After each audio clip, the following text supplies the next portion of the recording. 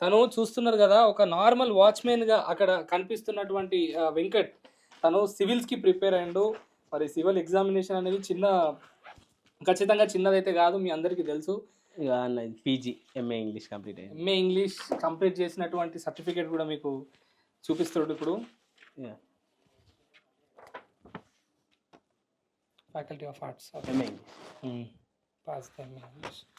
So, Osmania university స్టాంప్‌తో MA English తను పూర్తి చేసినటువంటి సర్టిఫికేట్ ఇది. సో, మీకు కనిపిస్తున్నటువంటి వెంకట్ ఏదైతే సిద్దిపేట్ మోడల్‌గా కనిపిస్తున్నటువంటి డిగ్రీ బీఎస్సీ ఎంపీసీ. ఆహా! తను ఒక చిన్న అంటే ఉస్మానియా యూనివర్సిటీ. అందరూ ఏమనుకున్నారంటే నువ్వు ఒక సెక్యూరిటీ జాబ్‌గా పనిచేస్తున్నావు గదా! ఒక నార్మల్ వ్యక్తినా అని అనుకున్నారు. కానీ ఆయన వెల్ ఎడ్యుకేటెడ్ ఉన్నాడు. ఖచ్చితంగా మనం చెప్పాల్సిందే. ఆయన చిన్న వయసులో ఉన్నప్పుడే సివిల్ సర్వీసెస్‌కి నేను ముందుకెళ్ళాలి.